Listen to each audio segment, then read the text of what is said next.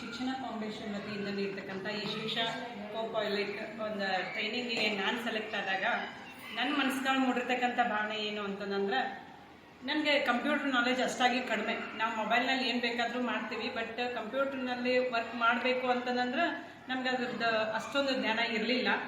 ಮತ್ತು ನಾವು ಅಲ್ಲಿ ಹೋಗಿ ಏನು ಮಾಡೋದು, ಏನು ಪ್ರಯೋಜನ ಅಂದ್ಕೊಂಡು ಈ ಭಾವನೆಯಿಂದ ನಾವು ಇಲ್ಲಿ ಬಂದ್ವಿ. ಬಟ್ ಇಲ್ಲಿ ಸುರೇಶ್ ಸರ್ ಮತ್ತು ಅತ್ನಿ ಸರ್ ಅವರ ಒಂದು ಮಾಹಿತಿಯನ್ನು ಸಂಗ್ರಹಿಸಿದ ನಂತರ ಈ ಮೊಬೈಲಲ್ಲೂ ಕೂಡ ನಾವು ಇದನ್ನೆಲ್ಲ ಮಾಡ್ಕೋಬಹುದು. ಹಾಗಾದ್ರೆ ಇದೊಂದು ಒಳ್ಳೆ ಅತ್ಯುತ್ತಮವಾದಂಥ ಒಂದು ತರಬೇತಿ ಅಂತ ನಮ್ಗೆ ಅನಿಸ್ತು. ಮತ್ತು ಇನ್ನೂ ಒಂದು ಏನಪ್ಪ ಅಂತಂದರೆ, within A fraction of second ನಾವು ಒಂದು ಲೆಸನ್ ಪ್ಲಾನನ್ನು ನಾವು ಇಲ್ಲಿ ಪಡ್ಕೋಬಹುದು.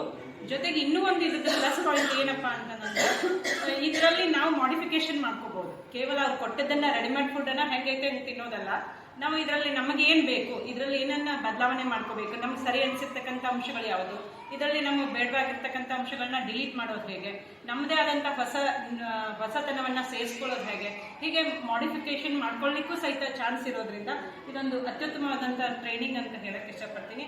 ಹಾಗೆ ಈ ಒಂದು ಟ್ರೈನಿಂಗನ್ನು ನಮಗೆ ಒದಗಿಸಿಕೊಟ್ಟಿರ್ತಕ್ಕಂಥ ಶಿಕ್ಷಣ ಫೌಂಡೇಶನ್ನವ್ರಿಗೂ, ಹಾಗೆ ಈ ತರಬೇತಿಯನ್ನು ನಮ್ಗೆ ಇಲ್ಲಿಗೆ ಆಗಮಿಸಿ ನಮಗೆ ತರಬೇತಿಯನ್ನು ನೀಡ್ತಕ್ಕಂಥ ಸುರೇಶ್ ಸರ್ಗೆ ಹಾಗೆ ಅತನಿ ಸರ್ಗೂ ಸಹಿತ ನಮ್ಮೆಲ್ಲರ ವತಿಯಿಂದ ಧನ್ಯವಾದಗಳನ್ನ ಹೇಳಕ್ಕೆ